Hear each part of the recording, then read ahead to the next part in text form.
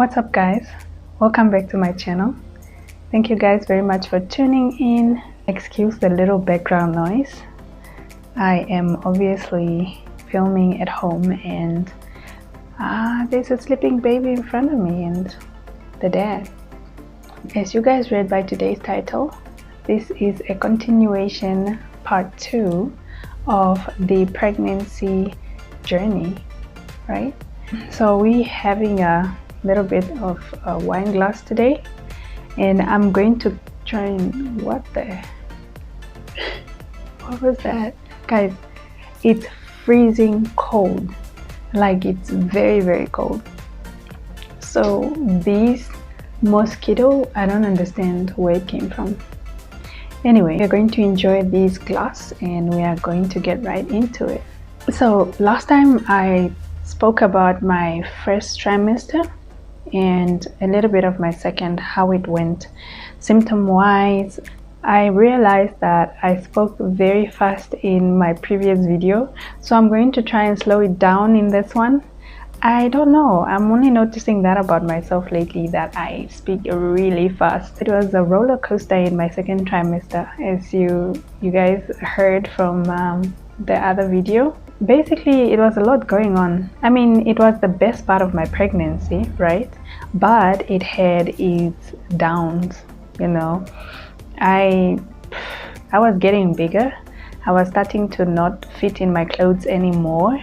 I had this breathing problem from day one. Not day one. No, I'm lying. It's not from day one. I don't remember when it started, but I had this breathing problem. I think it started from my second trimester. I believe so. So I couldn't breathe. Every time I was breathing, it just felt like something was sitting on my chest, right? And it would happen, it was like episodes of it. It would happen here and there, but then like as the belly got bigger, the bump, it just kept getting worse and worse and worse, right?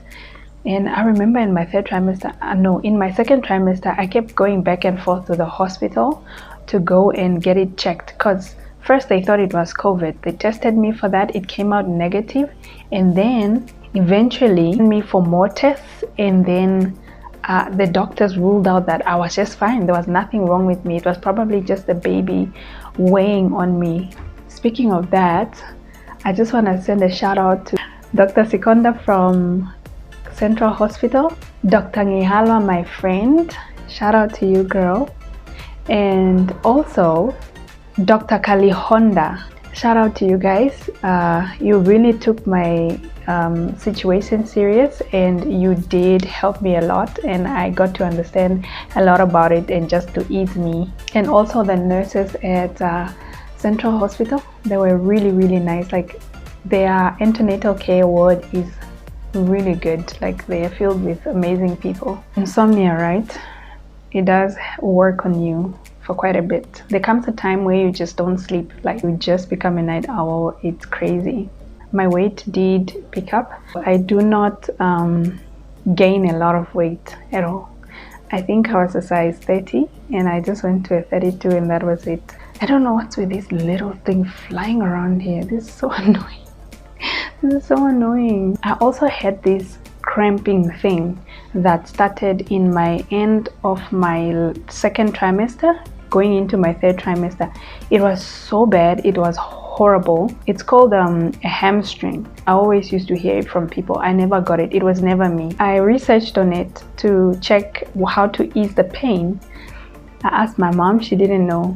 Uncle Google came through. So Uncle Google told me you're supposed to use something that is warm or something that is extremely cold, place it on that area and then just let it sit and the pain will eventually subside. But the way it used to happen to me is like contractions. If you guys don't know how contractions feel like, for those who don't know, they come and go. Like they come after a minute, maybe they come back and then they go for like another minute. And it was happening in my legs. It was horrible, but we got through it. I remember there were some nights where it would happen. It usually used to come at night because when I'm laying down actually, And I asked the doctor, and they told me that apparently the reason why I was having them is because now my bump was too big, that it was weighing on my legs too much, like I can't handle it. One night my daughter, I get these cramps. Oh, my baby, she's so like my daughter is the most caring person you can ever find, like the littlest 4-year-old that is so caring. She just amazes me. I get the cramp at night, and she was so alert. Like, she would wake up and she would ask me, "Mommy, is the pain back? Are you in pain?" And I would tell her, "Yes, I'm in pain." So she would run from the bedroom to the kitchen to go get ice cubes, and then she would get her, if she can't reach my face cloth, she would get hers, or like a kitchen cloth, and then she would just dump the ice in there, and then she would come and like put it on my leg to ease my pain. She was so good at it. I know, that's my daughter for you. She's very attentive. So second trimester you eat just fine. Third trimester you eat like 1,000,000 times in a night. Okay, I'm not even joking, I'm not exaggerating. Every time you're just hungry, you have to snack. My mom was so good. She because for those who don't know, I moved back home my third trimester. I think from the end of my second trimester to my third, I moved back home so that my mom can take care of me. Guys, for those who were in the hostel, boarding school, you guys remember those knickknacks and the cookies and all those junk foods that we used to take to school? That was my mom. She started buying me all those amazing things, bringing me home to snack. And I remember sometimes I didn't have appetite and I would give it away to the kids, and she'd be like, "Why are you giving away your snacks to the kids? Like, they have their own, just eat yours." She would buy me chocolates. Oh, she spoiled me so much. Guys, my mom is like the best ever. Like, she's really the best. Clothes. My clothes were not fitting in my third trimester, and my style of clothing was mainly leggings. I was very comfortable in wearing leggings, huge t-shirts, what else, like tight dresses with like a thingy, a throw on top, or like a jacket, like a blazer, and sandals mostly. I didn't wear pumps. I hardly wear like closed shoes, because also it was summer, and when you're in the north, Mondangwa, it's extremely hot. Like, it can be winter, it's still hot. I forgot to mention, in my first trimester, one of the worst symptoms that I had, there goes baby. Since we signed up for this, we are going to have a baby talking in the background, guys. I hope you can hear me louder than you can hear him. In my first trimester, I had these excessive throwing up, but also one thing that I forgot to mention is that I was always spitting up. TMI, TMI, but I was. It's actually a real thing.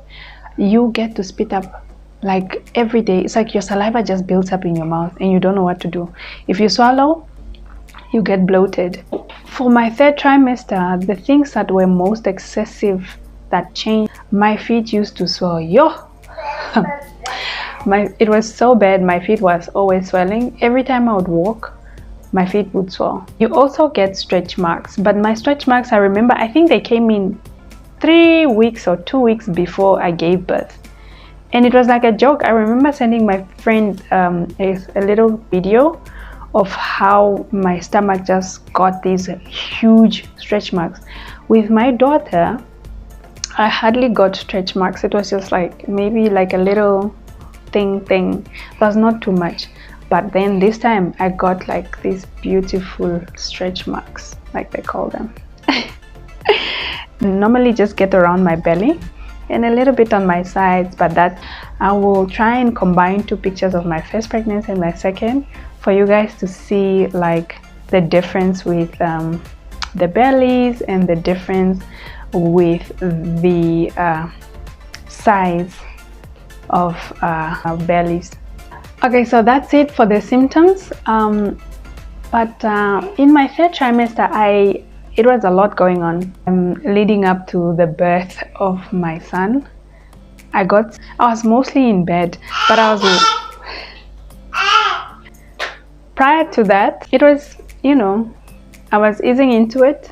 Obviously, it was getting exhausting. I was getting bigger. I was just out of it. I was not myself anymore. And if you know me very well, you know that I'm not your person who just lay around and does nothing. That makes me feel really useless. So there were some emotional, tantrums that happened in my third trimester because I couldn't do anything. Although I pushed till my last day, I couldn't work for the most part. I was just tired. I couldn't even help with the chores around the house with my mom. It was that bad. So I laid in bed. I felt bad because now people had to take care of me, and I don't like being taken care of. I'm always usually the one taking care of people. The fun part, I finally chose to go do shopping. Yes, for that little one talking in the background. I didn't have anything. Okay, not that I didn't have anything. I didn't have much. Finally decided to go and go baby shopping, to go pick out items and things for him. Let me backtrack a bit. Finding out his gender, I scheduled for a sauna appointment with a different doctor. I ended up going there, and she did the whole thing, and she asked if I wanted to know what gender the baby was, and I said no. Just put it on a piece of paper. I'm gonna text it to somebody so that they can tell me in a special way, because I don't want to know now. For some reason, deep down I wanted a boy, but at the same time I wanted a girl. So with that being said, I was scared to find out the gender. So what I had done is, I told myself I was gonna tell about 4 people, like they're going to find a way to let me know what the baby's gender was. From the doctor, I don't know, this thing keeps flying here, I don't know what it is. I gave the little piece of paper to my twin brother so he can text the father of the baby about the gender, and he texted me back saying congratulations.